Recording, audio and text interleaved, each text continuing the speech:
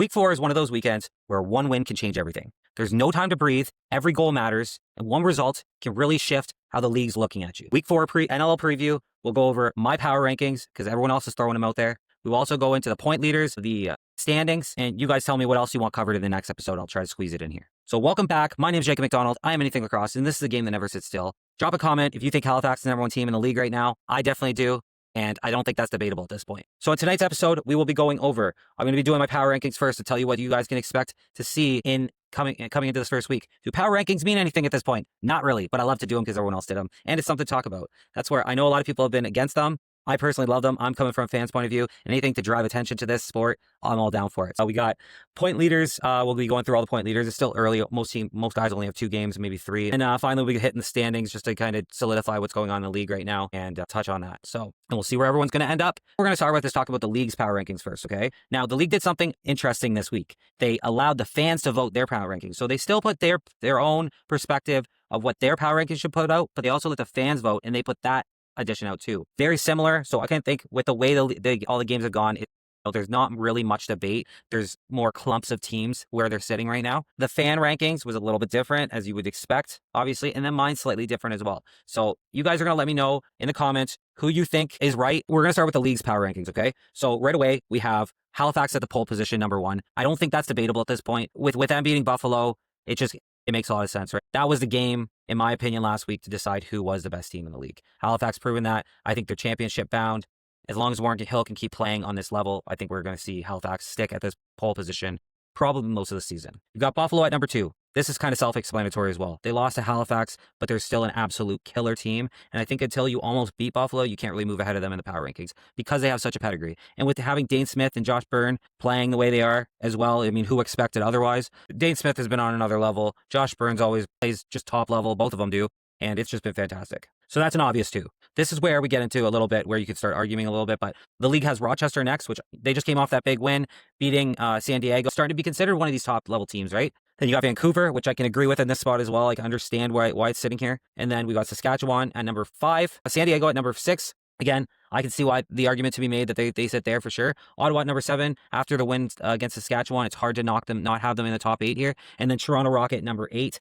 I can see the argument to be made there. I think Toronto, if they were sitting 2-0 right now, I think they would definitely it would make a lot more sense for them to be sitting here kind of deal. But they lost a close one to Oshawa, and for Oshawa's sake, thank God they did. So you guys let me know what you think about that one, but that's the leagues. And I mean, like I said, these are a little bit interchangeable. I almost have Halifax and Buffalo at a tier 1 now, Rochester, Vancouver, Saskatchewan at a tier 2, and then you have that next tier level down 3, which would be like San Diego, Colorado, Toronto, and Ottawa. I would probably put there. You can probably maybe even slide Georgia in there. I know I know Michael Carvelis is throwing Georgia at like his 5th or something. He's got Rochester at 2, so I mean, again, these are just all speculative, but I mean, those are a little bit interesting calls there, Michael. I love you, buddy.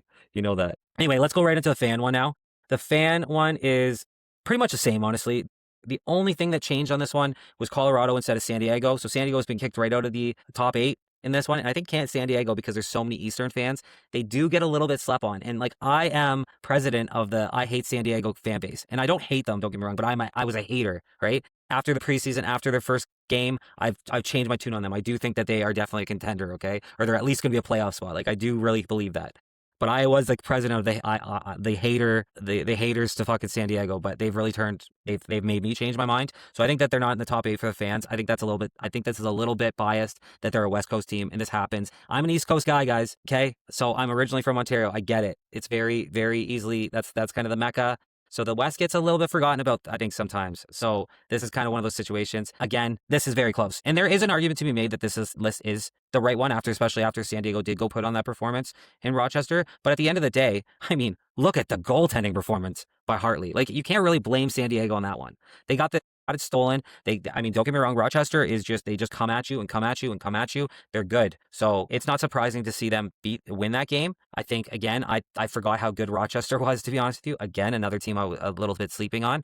And I think that because they didn't play till week 3, it really they're like a little bit of a sleeping giant there, right? So a lot of people had Rochester higher on their list than me, and I completely understood. Like, I could see the argument to be made there. I just didn't think their goaltending was going to be quite that good. Boy, was I wrong after last week. So I can definitely see the power rankings by the fans. which by the way, hold on, before we get into this, I love the league that they did this. This is an amazing thing. This brings that fan engagement, which is what this league's missing. I just want to give my hats off to the league for doing this power ranking thing because I really do like it. As a fan, I think this is great. I think this is perfect. This is exactly what this league needs. This league needs, and their marketing team is starting to step it up a little bit. So shout out to them. You got so anyway, you got Halifax at number 1, Buffalo at number 2, Rochester at number 3, Vancouver at number 4, Saskatchewan at number 5. So all the 5 are the same. Then you have Colorado at number 6, like I mentioned, Ottawa at number 7, Toronto Rock at number 8. So again, this could be like a debatable list, but I do think I can see why this is kind of making sense. It's going to be interesting to see if Toronto can come their next game when they come out, if they can try to win, get another big win in order to propel themselves up this list. I personally don't have them on mine. So let's get right into mine. So mine is, I would have Halifax at the pole position, obviously, Buffalo at number 2. Personally, for me, I have Vancouver at number 3, Saskatchewan at number 4, and Rochester at number 5. Rochester is getting a lot of love by beating San Diego, and I'm not going to take that away from him. But Hartley played a game that you're probably not going to get to see him play again. And San Diego, as much as I love them and as much as I have definitely turned, like I said, I've changed my mind on them, I can still tell you they are not in that top level tier team, and this proved that. Rochester does really well against, the best way to put this is a tier 1 defense they're going to have a hard time against, is what I've seen. Go prove me wrong. Go put up a bunch of goals against Vancouver, Halifax, and Saskatchewan. The way it looks right now to me, Rochester to me is still in 5th. They come out with, they've only had one game, right? They had all that rest. They had the advantage, I think, a little bit to wait till week 3 to play. So they've already seen these teams, how they're playing this season. So they had a little bit of advantage there, which, hey, you got to take what you can get, okay? And I'm rooting for Rochester, to be honest with you, because I think the new Seneca Nation, their ownership there, I think was just, I think that's a perfect partnership, right? I've said that from the beginning. I love the culture in this game, and I think that's just another way to bring it in. Rochester to me is still in 5th. Vancouver in 3rd. Vancouver is really good, guys. They're a team that is going to be really hard to beat. I know they had their slow start, but they're rolling now. And Keegan Ball, as much as all the additions were nice, Keegan Ball is really looking good this season. I said that from the beginning. I thought he was the best player on that team, even with all the additions. You know, we're not talking goaltender here, for example, but for these guys, I think it was Keegan Ball is the kind of the best guy over there. Saskatchewan, again, I want to go into Saskatchewan a little bit. Saskatchewan, to me, is still a top tier team. They just had a kind of an off night, to be honest with you. I think a little bit underestimated Ottawa, and they got bit in the ass for it. I don't expect them to have too many losses this year either. Halifax, Buffalo, Rochester, Vancouver, Saskatchewan, San Diego is my 6th still, even though they did take a loss last week. I got Ottawa at 7. And then I've got Colorado at 8. To me, Colorado is a really good team. They didn't have Q last week. Would they have won that game with Q? Yes, I think they would have. I think they would have won that game, in my opinion. So that's kind of where I look. I still don't really know what happened there. I still haven't really looked into it. But that's my power rankings for going into week 4. Again, these are going to change. This is 1 win, 1 loss, 1 good game, 1 bad game away. These power rankings don't mean jack shit right now, guys. As much as I love to speculate, I love to do this as a fan, all this stuff, it gives us something to talk about. At the end of the day, you could be ranked at the bottom of the power rankings right now and string a bunch of wins together and win the championship. It doesn't mean anything right now. It's just something to talk about. So take this all with a grain of salt. I always love seeing them. I love seeing how people think. This is a smaller league, so it's, you only have so many combinations you can make. But just for what's out there, there are some guys that are really there's some differences in here, and including myself, right? I think people are painting Toronto a little bit too high for what they've actually shown, and I don't mean to say that disrespectfully, but to me, they go have a big win and then come back and talk, right? We'll see what happens with Toronto. I do think they have a lot of young talent, but that's where their downfall is that they're going to rely so much on this young talent. Can they step up to the plate? I don't know. So I have them right on the bubble. I can see why they'd be they would be an 8 for a lot of people. For me, they're 9. Again, 1 weekend, and that could all change. Anyway, those are my power rankings. Those are the league's power rankings, the fans' power rankings, and my power rankings. You guys put in the comments who you think, which one is closest to being right. They're so similar. I know a lot of people are high on Rochester, so my list probably gets roasted right there for that. But that's okay, man. That's all right. That's what this is about. Okay, let's get right into the preview for the week, okay? Week 4 preview. Here we go. We're going to go for 4 for 4 this week. It's a done deal this week. Last week was an upsetty week and I still went 4 for 7. I believe in myself. We're going 4 for 4 this week. Game 1 is an interesting one. Friday night, 10:30 game, late game, right? I'll be watching as always. It's 11:30 my time, but I don't care. This is going to be awesome. It's worth a watch. And it's the start. I have next week off, so that's actually the start of my break. So we might be having a couple little drinks there too, just to let you know. Okay, so Ottawa Firewolves versus Vancouver Warriors. Vancouver's on the road. Oshawa's back at home. What do we think, guys? What are we thinking here? Is Oshawa gonna get another win here? What's the over-under here? for goals. They need to start scoring. Alex Simmons, I'm not going to lie. Alex Simmons actually really hasn't been individually. Alex Simmons hasn't been that bad. He's the only guy that's producing consistently. Ty Kurtz a little bit. Dyson, what? Where's Dyson? Where is he? He was my MVP. One of my dark horse MVPs because I thought, all right, year 2, he's going to, I think it's year 3. I think it's year 3 for him. Year 3, he's going to have a big year. This is not a good start. This is coming into game 4. I know, it's only game 4. Technically, one more week and one more game for these guys, and they're already a quarter of the way through their season. If Dyson Williams has less than 10 points a quarter of the way through the season, there's a massive issue there, guys. Like, what is going on with him? Is it mental? Is it physical? Is he hurt? Is something just not right? Like, whatever it is, figure it out, and you got to get it going. You have Vancouver this week. The big, bad Vancouver Warriors, they're finally going. Christian has been looking good. Jameson hasn't been bad, though, either. It's the scoring in Oshawa. Their defense hasn't been bad. It's the scoring. You need more scoring out of Oshawa. It has to be done. Like, Oshawa. So, Vancouver's 1-1. Oshawa's 1-2. Vancouver, in one less game than Oshawa, has 22 goals for and 19 goals against. Oshawa has 15 goals for and 27 goals against. That can't happen, guys. You got a goal differential of +3 for Vancouver and a -12 for Oshawa. Like, their goal for per game, Oshawa's goal for per game right now is 5. Vancouver's 11, which I honestly think is quite low, to be honest with you, for a team like Vancouver. Now, the impressive thing is the goal against is only a 9. And I think that includes empty netters there too. So, like, Jameson's doing his job, his backend's doing his job, the scorers aren't. They need to get more goals. That's the number one thing. Are they going to be able to do it against a team like Vancouver that's now rolling, it looks like? And that, in order to live up to the hype of what Vancouver is this year, they really need to go win these games. These are games that you must win as a team like this, okay? Vancouver just needs to keep going. Keegan Ball looks like an absolute animal out there. Different level of player. I even said that last year when I was talking in the whole offseason. I was saying, the 3 best players in the world, in my opinion, that are in the conversation would be Jeff T, Dane Smith. You could throw Josh Byrne in there too, don't get me wrong. But I find Dane Smith is just, because they're on a team together, I find Dane Smith is kind of, in my opinion, between the two, he's a little bit better of a player than Josh Byrne. A little bit different of a player as well. And Josh Byrne is a phenomenal player to well. You're at this, do you want a Ferrari or a Lamborghini, right, guys? We're debating the fucking cream of the crop. But I would say the best players in the world, in my opinion, were Jeff Teat, Dane Smith, and Lyle Thompson. I'm a massive Lyle guy. I will die on that hill. He's, his production is a little bit down this year so far. We'll see how he gets going, but he's just so good at so many things. It's not all about points for Lyle. Anyway, I digress for that one. But the next guy I said that was like kind of right there bubbling is Keegan Ball. Keegan Ball, man. The guy's just ridiculous. Like I said, he can get 8, 9, 10 points a game. He's that talented. And he's all about passing first. Like, he can score, but he'd prefer to give you the ball for you to get a goal. And with the guys he has around him, he's so fantastic. Charlene Beatties is so good.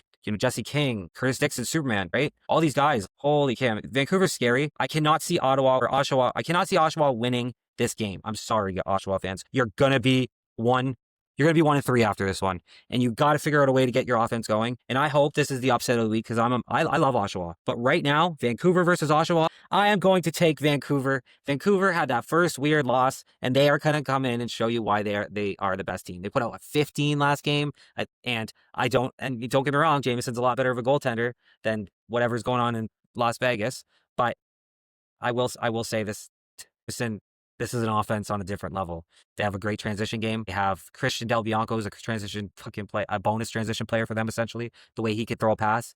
So Vancouver's a special team, and I just can't see them losing this one. So we're gonna take them. Go out there and get some tickets if you're in the area. I heard the Oshawa Arena was amazing. I'm actually looking up tickets to go there for a concert, but I'm gonna be in Ontario more this spring than I think I'm going to be than I was originally planning because there's a concert I want to go to there. All the lacrosse, summer league lacrosse. I'm gonna go to juniors. Like, I'm gonna be trying to be there quite a bit. It's only a little drive away, boys. I'm not that far. 16 hours, boom. And I think I did. Yeah, I could probably do it in about 13 and a half in my car for sure. Anyway, so that's the first matchup. Then we got Saturday at 7:00 Eastern time, Philadelphia versus Rochester. Now, to start this off, not to complain too much here, but we're going to go into this more in the next game, but I wish they would stagger the times a little bit more. If you started this game an hour before, I could pretty much watch this whole game and then watch the next game as well. And the thing is the next game's a West Coast game, and they're playing pretty early for a West Coast game, so really it doesn't make any sense to me. Who knows? I'm not a logistical guy. I'm sure there's a reason they do all this, okay? I'm just a fan, boys. I'm just saying, I always talk as a fan. I always talk in this ideal world because I'm a fan and I don't actually have to make any of the actual logistical stuff that goes along with this. So don't take my comments too to heart on that stuff, because at the end of the day, I just some dumbass fan in here just talking shit.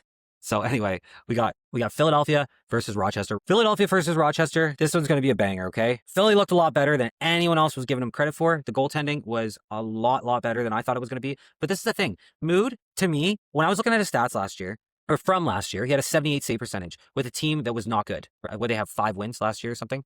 7 maybe. I can't remember. Something in that range. They were not great. And the fact that Demood he performed like that, then you watch him come in this year. I watched him in the preseason. I thought the eye test was really good. When I just watched him again this last weekend, again, I was super impressed with how he played. Like, I'm telling you right now, guys, do not sleep on this Philly team.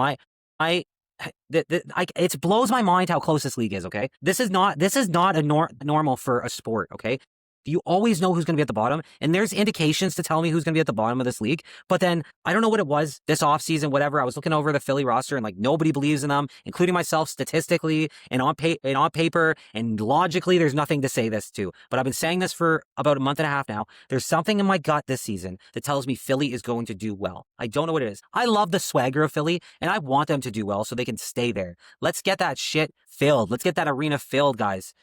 And let's see if we can keep this team in Philly. I hope they don't leave. If they do leave, it is what it is. It's a sad day, but it's going to be so sad. I love their jerseys. I love the culture they have there. I love like the history. They're one of the OG teams. There's so much to stay in Philly. I just hope they can find a way and an owner that'll buy them. So a winning season would help that. Now, with that being said, Rochester's Rochester. And when they go up against a team that is not top notch, the goals come. They really do. I seen them get, I think 21 last year was the most I seen them get. I think it was against Vegas, but they've gotten high teens last year, and they've scored on. They have so many weapons offensively. Philadelphia has to grind and get in there and just pick them apart. To be honest with you, they need to be gritty. They need to be buggy. They need to do what they're gonna do. Right? Something in my gut tells me they're gonna win this week. I don't know what it is. I can't bet against Rochester in Rochester. I just can't do it. But I do have a funny feeling that Philadelphia is going to show up this weekend and prove everybody wrong. I hope I'm right, to be honest with you, because I love the underdog story. I'm a massive underdog, and I'll be cheering for Philly during this game, even though I'm going to bet against them. Again, it's just like Ottawa and Saskatchewan. I bet against Saskatchewan, or I bet on Saskatchewan and was cheering for Ottawa. Because to me, I love underdogs, man. I love when a team's expected to go in and win and they lose. I don't know what it is about me. I just love it. I'm always cheering for the team that's down. I always cheer for that team that's down, right? And I love watching all the plays anyway. It's great. It's very freeing not having a team, honestly. So anyway, we got Rochester at home. They both played one game. They both had one win. Rochester has 15 goals for. Philadelphia has 8, 7 goals against, and 7 goals against for Rochester. Goal differential of 1 for Philly and goal differential of 8 for Rochester. Obviously only one game each, so that you're going to get the stats. This is going to be... We're going to see a lot of goalie battles this year, but I don't think that's going to be the issue in this year. I think the Demood's going to have definitely not the greatest game this weekend. I just can't see Philadelphia coming in and being into Rochester and stopping Rochester what they're going to do. They have so many weapons, and I was watching them, and I'm like, Connor Fields, man. You want to watch a kid that knows how to play lacrosse? Go watch him. The guy is amazing. The guy is fantastic. He's so good, and I can understand why some people are like, oh, he's got to be in the conversation. I mean, I get it. I get it. Trust me. They're good. They have a lot of weapons, and it's just like, where's it going to come from? So can Philly be that annoying team that can hold on to them beyond them like a backpack, right? Just be all over them. Do not give them any space. Gritty, grindy team. What I love about Philly this year is they know what they are. They're not the superstar team. They know that. Now, with that being said, Brendan O'Neill, he might have the best shot in the league from what I've seen so far. I know. It's pretty, and the PLL has been pumping his tires hard. So that tells me something too. He's going to be a stud, that kid. He's a second year in the league. Him and Joey together, can they pull it off? Can they pull the miracle off with the mood? If he can play at a top level, you never know, guys. I love this sport. This is exactly why. So we are going to take Rochester and Rochester. I can't go. If it was in Philly, I would be taking Philly right now. I don't know why. My gut is telling me that there's always one upset a weekend, I think. At least one upset a weekend. It's been a weird year this year too so far. I know we're only going to week 4, but like it's been a year this year, and it's just one of those things, man. You never know what's going to happen in this league. So for that reason, I'm going to take Rochester in Rochester, and I can't wait. I'm pumped. I'm enjoying. Hey, as much as I just talked about Philly a bunch, I really did enjoy watching Rochester. They are this offensive gifted team. It's just, can they do that against top level teams? I don't know. I'm not convinced they can yet. Come prove me wrong. When you go up against a top level team, come prove me wrong, right? San Diego to me isn't a top tier team. Philadelphia obviously isn't a top tier team. So that's where I go with that a little bit. Okay. Next we got Georgia versus Saskatchewan. Georgia Georgia played a lot better than I thought they were going to. Even in the first week against Buffalo that they played, and then last week they got their W, big win by them. And they have some young guys in there that score. They look a lot younger. Lyle, like I said, he hasn't been his same level of productivity. I think it's something like we could start seeing a decline on him a little bit, but I wouldn't count it out. And the thing is that everyone's focused on points when it comes to best player in the world and stuff like that. Lyle does it all, and that's what I like about Lyle. He's not scared to go get those loose balls. He's not scared to get gritty if he has to. He'll do anything that he can in order to make his team win. So he's a team guy first. Dobson had an amazing game, so can Dobson go in here and play against this? This is a big test for Georgia, and this is also a big test for Saskatchewan, because I think if Georgia wins, they're going to be falling out of that top tier for sure, especially after the loss to Ottawa. With Georgia, they're a good team, but like this is what's going to separate them from can they make the playoffs or not, but is by when they play against these really good teams, can they win? They did really well against Buffalo already. Can they come in and do the same against Saskatchewan? Maybe Brett Dobson can stay out of the box this time. But Saskatchewan's no joke, and when they coming off a loss, is it big for them? They're playing at home, big for them. There's a lot of things going for the Rush right now. Please, if you're a Rush fan, get out there and support the team, because their first game at home was atrocious. Their numbers, second lowest in history or something crazy like that. Home opener in the team's history, not even just Saskatchewan, but the whole Rush franchise in general. So get out there and support them. They're a really good team. They're a top level team. And if you get out to support them, that's the only way the team's going to stay there. If not, I have a funny feeling they'll be going shipping back to Edmonton because they're ready. Saskatoon might have been a placeholder until Edmonton was ready to take them back over. So we'll see. Nothing set in stone, but there's a lot of markets in this. There's a lot of markets right now that are looking to get a team. And if another team's not performing well, they're going to ship them. Brett Fruit has said this before. He doesn't want to expand until all of his markets that he has right now are solid. So this is a market that really needs. There's no reason these guys shouldn't. I think Saskatoon, if I'm not mistaken, is around 300,000 people. There's no reason you shouldn't be able to put 10,000, 12,000, whatever. Actually, I don't even think the building holds that much. 89, like in the 9,000 range, I think is what they're at, if I'm not mistaken. Someone correct me. But we should be packing this building every night, guys. We need to support our leagues as much as we can, okay? Saskatchewan versus Georgia. Saskatchewan, So they both have a win and a loss, right? So this is game 3 for both of them. Georgia's got 20 goals for, 20 goals against, so even, dead zero for goal differential. Then you've got 24 goals for, 24 goals against for Saskatchewan, dead even, goal differential is 0.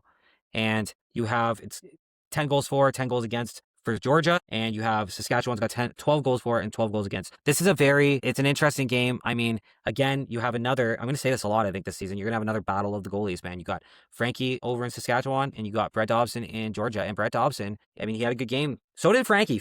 I said this, when they played against Ottawa, I thought that could have been worse if it wasn't for Frank, man. Sheliano is absolute beast, and he's a big reason why this goal differential isn't worse. So I think that's the little bit of a kick in the ass that Saskatchewan needs, though, in order to really go in there and try to win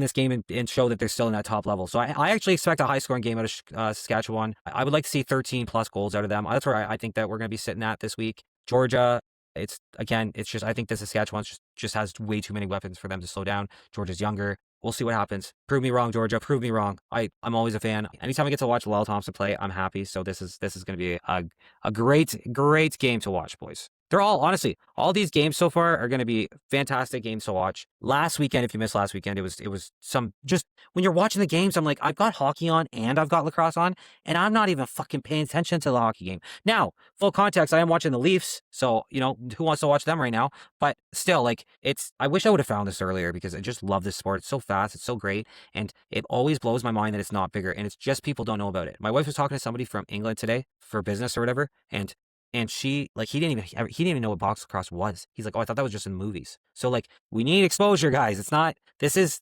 all we need is exposure. And I promise if we get that, you're going to hook them, because I've already seen it happen to multiple hockey fans that I've showed lacrosse to. You take them to a live game, it's over. It's game over. I'm not kidding you. There's nothing better than a live box lacrosse game. You have the music pumping in Halifax, it's East Coast music. And if you know anything about an East Coast party and East Coast music, it's fucking banging, bud. East Coasters know how to party. The more used to go, the more they know how to party. Newfoundland, let's go. Tibbs Eve, let's go, baby. I love those guys. Last game of the week, Saturday night game, right? 10 o'clock Eastern time, start time. Ottawa versus Las Vegas. In Vegas. Vegas is home opener. Week 4, not bad, honestly. And this is going to be an interesting one. I'll tell you that. Ottawa. Higgins has been okay. I think he can be better. Jeff Teat and Robert Hellier. Guys, those two, in my opinion, are going to be the best duo in the league this year. I think Jeff Teat's just on a whole nother level. Robert Hellier is on a whole nother level. We're going to go into this in a little bit. We'll be going to see where everyone sits on the, the top of the standings kind of deal. or for player stats, who's leading that. It's still super early, so we're still super young.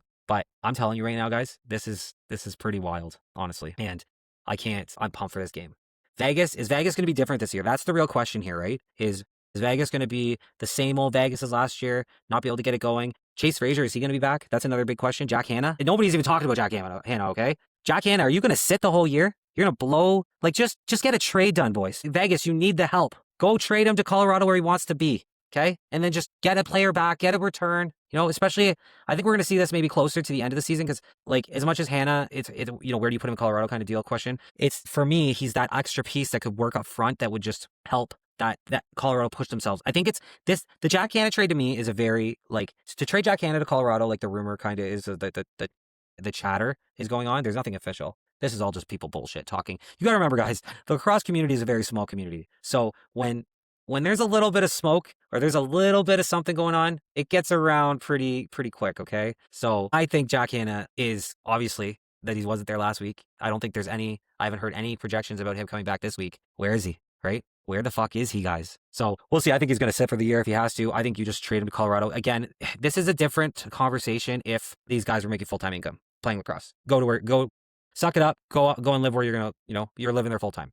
That's not the case in this guy. A lot of these guys are flying in and out. From what I understand, Jack Hanna's whole life is in Colorado now, as far as I know. Could be wrong, could be off base. I don't know. Correct me if I'm wrong. But to me, he's got a business there from what I hear and stuff like that. So why wouldn't you want to be there? It would make way more sense. And again, when he's playing a semi-pro league at this point, technically, because he's a player that's not making enough to play lacrosse full time. I don't think anyway. He's really good. And it's unfortunate to have a guy who put up 83 points last year not playing when I think he was going to be better this year, where we got to get him back in the game. If that means that we have to trade him, just like the Snoo situation, take your assets back and wash your hands with it and move on with your life, okay? It is what it is, right? Go get some assets. Go figure something out. Go pick something up. But Colorado, they've got some younger guys. They've got some. They drafted well, first off. Maybe who knows? I'm not going to get into speculation of the trades yet too much because who knows what's going to happen. But right now, it's not looking good that Jack Hanna is going to be playing this year if there is not a trade that happens. That's all I'm going to say there. And that's just all off my speculation, rumors that I've heard, nothing concrete. This is just all bullshit. Some guy in the microphone talking to you guys, okay? So just keep that in mind when I talk about Jack Hanna. It's not like I've been told anything. This is just what I'm piecing together, okay? Put my detective hat on, look it through the magnifying glass, and see if we could fucking spot something. Anyway, with that all being said, let's talk about Chase Frazier. What a weird thing. What a weird thing to happen during warm-up.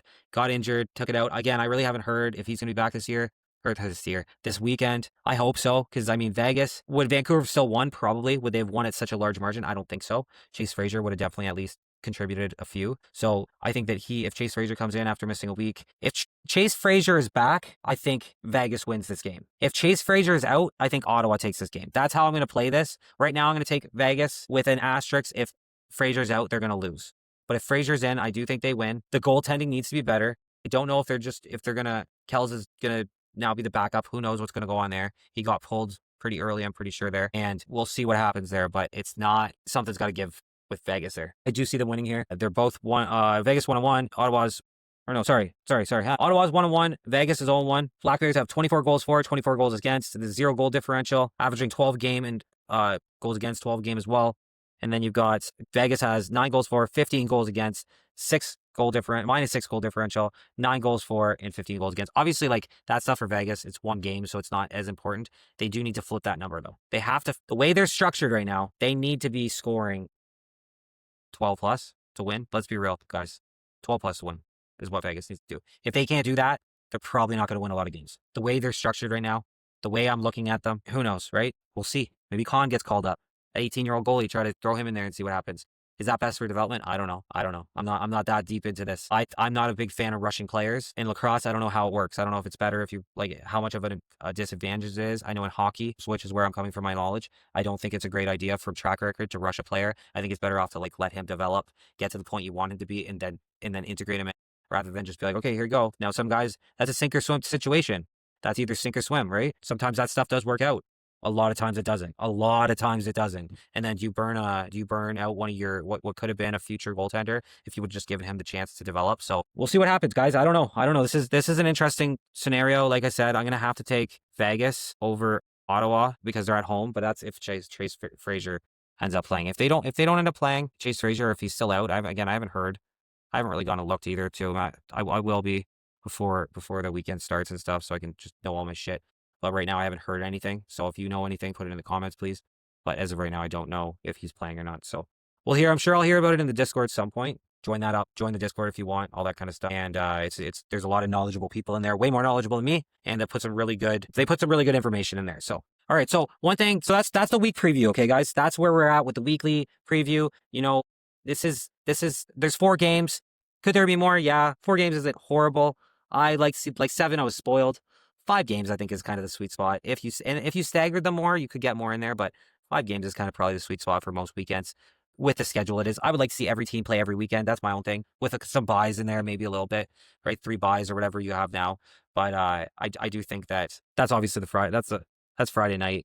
And then I'll watch Saturday. I'm probably going to watch the Rochester Philly game just because like I said, I love an underdog. But then I don't know, man. And then I'll probably save the Saskatchewan Georgia game for Saturday. I'll have it on, but I'll be watching it. And then I'll probably watch on Saturday night, I'll watch the Ottawa Las Vegas game. I'm going to go live for all of that stuff. So I'll be going live both those games. So come check it out. Leaf game will be on as well. I think Jake Paul fights as well to be on there as well. So there's going to be a good, honestly, it's going to be a banging night. And like I said, I'm going to be having a couple drinks too. So it's going to be an interesting one. So you think I'm unhinged now? No, I'm just kidding. Just kidding, guys. No, I will have a couple. I'll be having a few pops this weekend though. And then, okay, so one thing I wanted to address that I should have done at the beginning of the episode, but it is what it is. I recording it, and then as I was going through it, I just realized that I didn't do it. I'm not going to call him out or anything. I'm not going to name drop, but somebody very, very respected in the lacrosse community reached out to me on X, and they sent me a DM. Again, if you want to put yourself in here, go nuts if you're listening. I don't like to really name drop people, to be honest with you.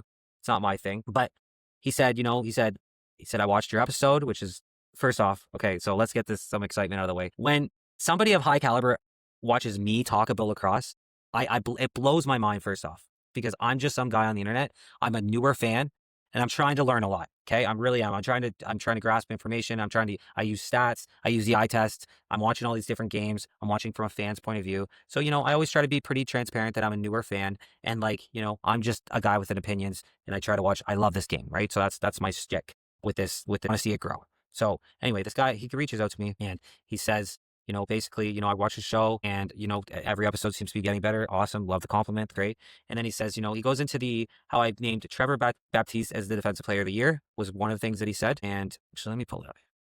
Okay. So this is what he said in a rough nutshell. Okay. I'm not going to name drop him because I don't know if he wants me to, and I just didn't ask him, and if he wants to put it in here, he can. I don't think he would mind, but I don't care. Here we go. So basically said, one thing I noticed when you gave Baptiste the defender of the week, keep in mind a lot of his, because I gave it to him because he had quite a bit of loose balls, really good in the face-offs. I think a face-off is kind of a defensive stat in myself. He's the one you get the possession of the ball, right? So I can't understand how it's not really considered a defensive stat. So I get where he's thinking. So keep in mind, a lot of his loose ball stats are off of face-off wins. I said he was the best pure defender this last week and references loose balls and face-off wins. I kind of thought face-off wins were a defensive stat, but I guess I've been kind of corrected, which okay, fair enough. I'm a newer fan.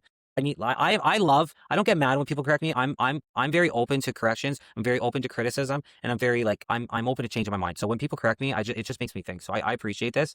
And the fact that he, to be honest with you, took his time to write me these pretty long, lengthy messages to kind of, give me some tips. I really appreciate that. I really do. So I don't want to call him out, but I don't want to shout him out, but I really appreciate all of this stuff when these guys do this for me. So and he says, unfortunately, there aren't a lot of stats when it comes to defense, but those are two of the easiest. A lot of the time, it comes from the eye test and how the defense played defense. And I have to agree with him on that one. And maybe I do have to start looking more at the eye test when it comes to defense with that stuff, because I usually run a lot of, I watched a lot of lacrosse, but, it all starts to somewhat when you've watched 7 games in a weekend, which I have. Right? It all starts to kind of, a little bit, it's hard to keep track of everything. So from now on, what I'm going to do, because this is a really good point. I try to, again, it's great to get constructive criticism, but you have to do something with it. So what I'm going to actually do is from now on, I'm going to start taking notes while the games are going on. And I probably should have been doing that from the beginning, but I'm learning. I'm still a newer guy, and I almost have to look at myself more as a sports media guy more than just a fan anymore. And it's a really hard transition for me because and I know you got to look at yourself. You got to try to be the person you want to become. So that's what I'm going to try to do, right? Now, I will never, while I'm sitting here doing podcasts, I will never not wear comfortable clothing. I don't care. I'm not wearing a suit while I'm sitting here doing podcasting. I don't think a lot of these big guys do either. If you went to an event and it was a dress code of a suit, I'll throw a suit on. Don't get me wrong. I'm not an animal when it comes to that stuff. But I really like the laid back feel of my podcast. Now, I don't know if everyone else feels that way, but that's the way I want to do it. So that's the way we're going to do it. But I really appreciated that. And I wanted to correct it for going. I'm not going to go back and tell you who I thought was the best defenseman at this point, because I think it'd be I don't know, probably Withers is honestly who comes to my head right away.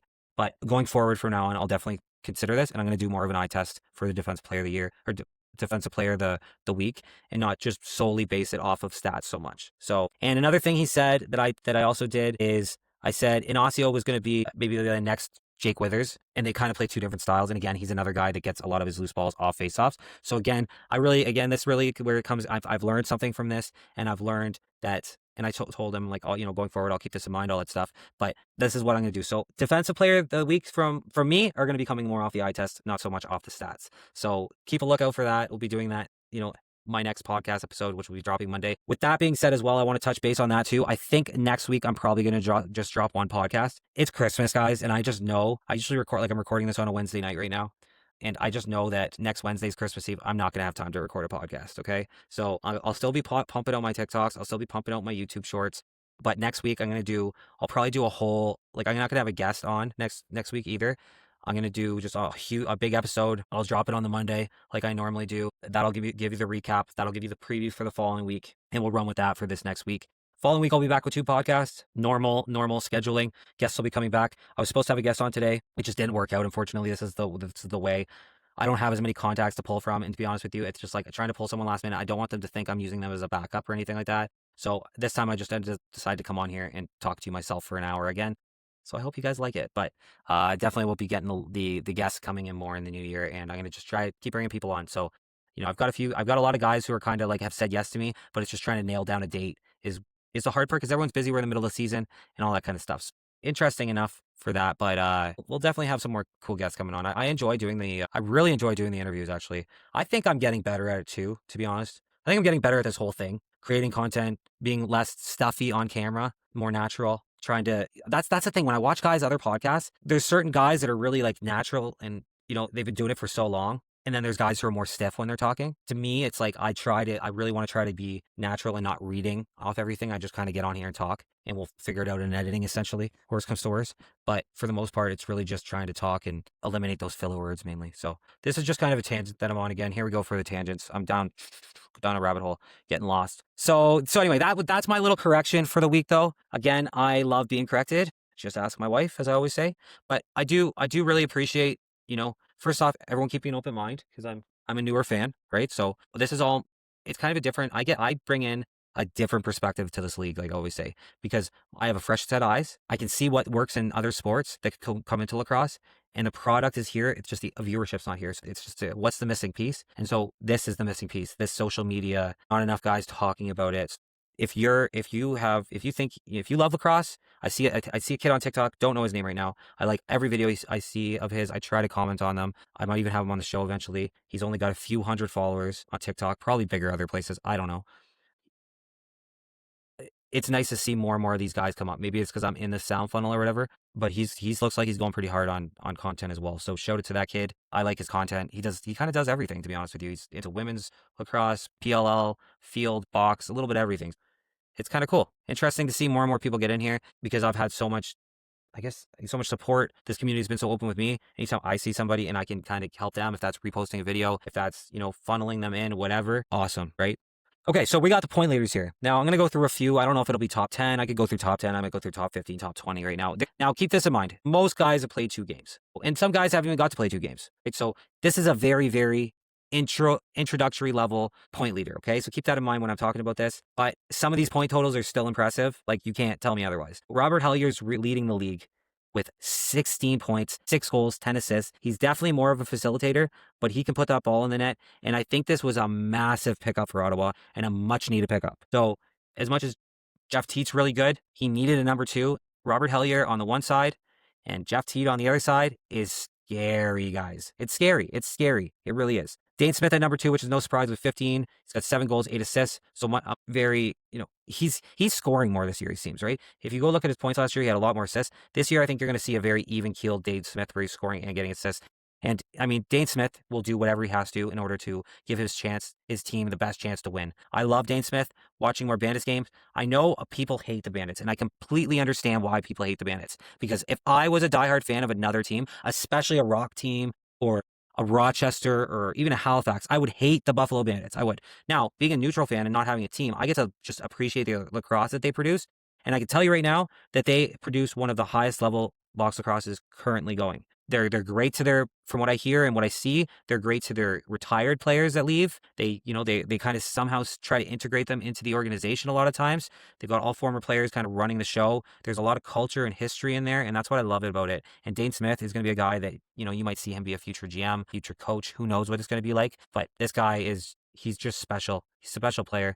MVP for him is not out of the question again, obviously. You got Keegan Ball tied with Dane Smith at 15 points with 5 goals, 10 assists. This guy could have more points. He's super selfless. Okay, he can put up. This kid's amazing. Honestly, it's the end of the season. He probably will be in the who's the best player in the world right now conversation. And to be honest with you, Keegan Ball, I don't even know if he plays anywhere in the offseason. So you tell me. But when I looked him up, I don't think I've seen any. I don't think he plays in the ULA or the Major Series Lacrosse. And I don't think he's in the PLL. So somebody tell me if he plays somewhere else. But whatever he's doing in the offseason is working, because look at him. He's in the top 3 players in the league. You got Jeff T at 4 with 14, 6 goals, 8 assists. You're going to see him put on a lot more goals. Tyler Pace at 5th place, tied with Will Malcolm for 13 points.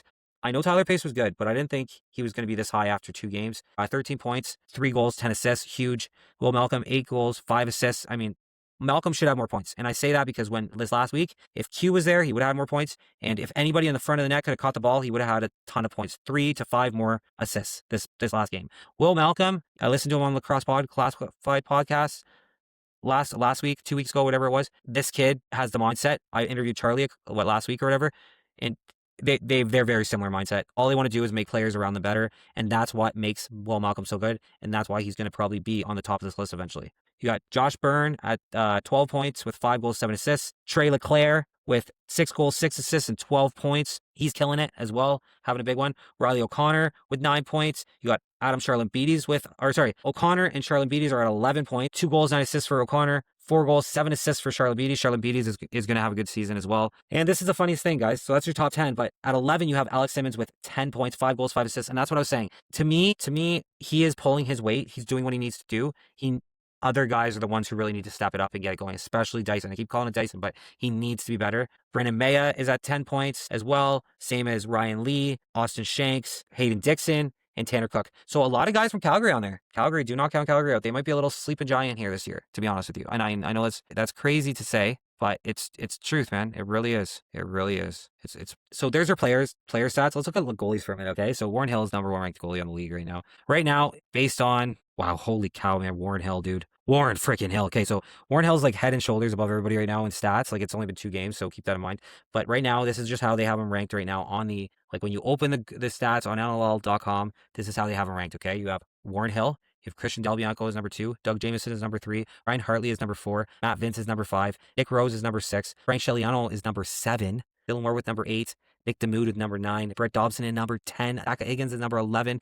Christopher Orgaleri is number 12. And Kells is number 13. And then Aiden Walsh, number 14. I don't know about that one. To be honest with you, Aiden Walsh should probably be ahead. But I mean, that doesn't matter. It's not like, I think this is just based off of kind of save percentage or goal save percentage maybe or something. Oh no, we see. I think this is based off of, I don't even know. I think it's just how they have them ranked, I guess, overall. That's kind of basically, they have Warren Hill at number 1 and then Christian to right down to Orgaleri at number 2. So everyone's kind of tied right now, to be honest with you, but that's just how they have them ranked. Let's just run through this real quick. I'm just going to run through some save percentages and some goals against averages. So Warren Hill has a 498 goal against average and a 901, and a 90 save percentage. Okay. Now it's still early, but holy cow, if he can finish with an 80, he's had an amazing year. And all those haters are wrong. I still think all the haters are wrong currently right now, but that's just me. Then you have Christian Del Bianco. You have a 950 goal against average and an 81 save percentage. So again, for the way his first game really wasn't great, second game was a lot better, and this kind of raises stats up. I think you're still going to see Christian probably finish as a number 1 goalie unless Hill can just string this absolutely fantastic season through this season. I think Christian still takes it, but let's go Hill. I love it. Doug Jamieson with a 7.99 average and an 84 save percentage. So realistically, he's looking good, and that's off 3 games on a team that can't seem to score. So again, I get number 3. Honestly, is probably makes sense for him. Then you have Rylan Hartley, 7 goals against, 89 save percentage, 1 game. It's hard to give him that spot with 1 game, but if you would have seen the game, you would have kind of understood. I mean, I'm not going to argue with this. Matt Vince, 996 and 76 save percentage. That's still not bad. Definitely want to be in that 78, 79, like I always talk about, but it's still not a bad save percentage. And that's through 2 games. So in Buffalo, I mean, they don't count them out. Doesn't matter. Regular season doesn't matter for them. They can get in the playoffs. You got to be careful for them. Nick Rose, 9 goals against average right now and 80 save percentage on 2 games played. The Toronto fans are rough on Nick Rose, man, and Nick Rose is solid. Toronto fans are just like they are in hockey. They're just, they nitpick so bad. I'm telling you right now, I understand where they're coming from. Like, it sucks when you think you're going to win, your goalie's good on paper, and then he lets in a weekie or 2 weekies. With that being said, it's that one side that always seems to get Rose. Well, if you're Toronto and you know that, then why don't you have a defenseman constantly there, okay? You got to figure out a strategy so they cannot get on that side of him if he's letting all his goals in there. So as much as you can blame quote-unquote Rose, I put this more on the defense. At an 80 save percentage, that's an elite goaltender level if you look at previous years. So in a 9 goal against average, again, is not horrible at all. Like, that's really good, actually. Again, early on in the season, so we'll see how this goes. Frank Scigliano, 11.54 goal against average and an 80 save percentage. So that doesn't add up, but it kind of does, right? Like I said, when I was watching the game against Ottawa, I thought it could have been way worse for Saskatchewan. So Saskatchewan's they've got to start picking it up. They can't let him get peppered like that again. And that's exactly what I said. I said Ottawa's got to go get balls on the net. That's what they did. And they did a good job at it, and it worked for them. You got Dylan Ward with a 750 and 83 save percentage. Good, really good first game. Second game, still solid. You're gonna get what you get out of him, man. It's no surprises at all that he's up there. He's got 74 saves for, again. By the way, Frankie there has 93. Dougie Jamieson has 120 saves. Forgot to mention that too. Warren Hill is 95 as well. So they're all doing pretty good. Then you've got Zach Higgins with an 1108, 83 saves and 79 save percentage. So I mean, to be honest with you, that's, on a normal year, that'd be like a really top-end goalie, realistically. Right now, this year, he's still a good goalie. I always say 79 save percent is where you want to be. He's doing his job in the back end. Let's just put it that way. And then you have Christopher Orgaleri, and he's got a 14.95 save goals against average, 61 saves, and 71 save percentage. This is what I set up with San Diego from the beginning. I think their goaltending needs to be better. He had 2 games really last week. Probably could have had a better game last week for sure. And we'll have to see if he can bounce back, right? His first game was pretty good, I thought, but this last game wasn't great. Landon Kells at 17.79 save percentage or goal against average, because he didn't stay in the whole game. 15 saves and a 60 save percentage. Like, that's not enough. There's the list, guys. I mean, I said, it was funny because I was saying like 2 to 7 were so close, and I remember people saying, no, they're not. There's so many different levels, and I'm like, I don't know. And look at this. When I look at this, it's pretty tight. It's pretty tight, dude. Not gonna lie. Now, this is super early in the season still, so there's lots of time for change here. There's lots of time for the scorers to really get going. But right now, to me, this looks like a goalie league, and there's a lot of good goalies here that are having, like, if you go look at history in the records right now, or last year's save percentage, or like the last few years at least, this is a very low scoring year so far, in my opinion, at least from what I've seen. You guys can correct me if I'm wrong about that.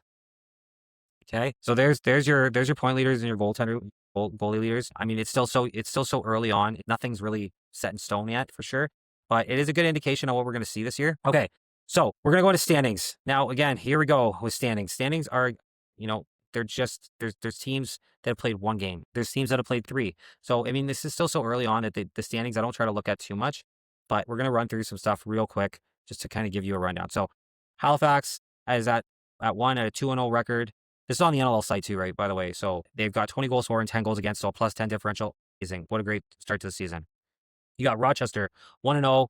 They're 15-7 for goal different, we already went over this anyway. So then you got Philadelphia in number 3, which again is 1-0. It's because they don't have a loss, right?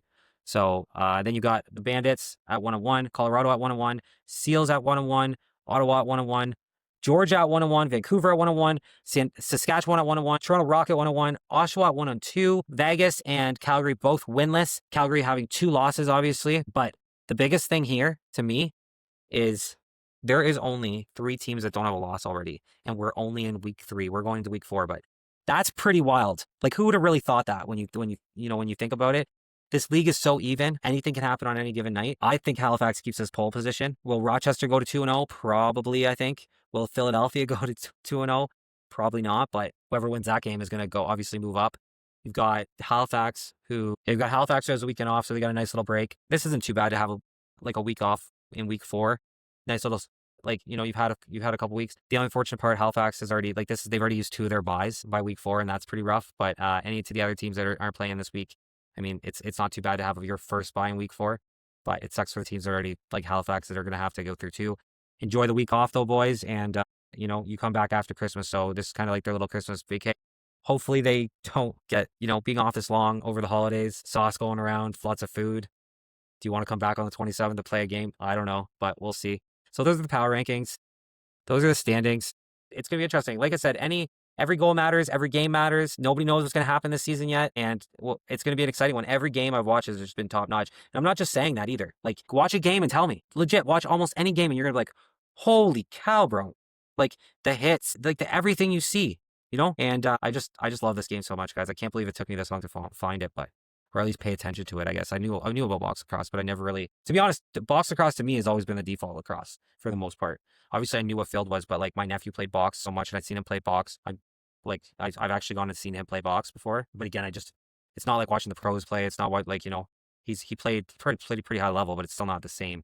And I just don't think I was invested and really gave it a chance. So now I love this. I love this all with all my heart now, right? So I never really even knew about the NLL at that point. So again, marketing. So with that being said, guys, I've rambled on long enough. Thanks for coming. So there's episode 21. 21 episodes already. Wow. We're doing episode 22, and we'll be doing episode 22 next week, and then we're only doing 1 episode, like I mentioned before, again, which it's Christmas.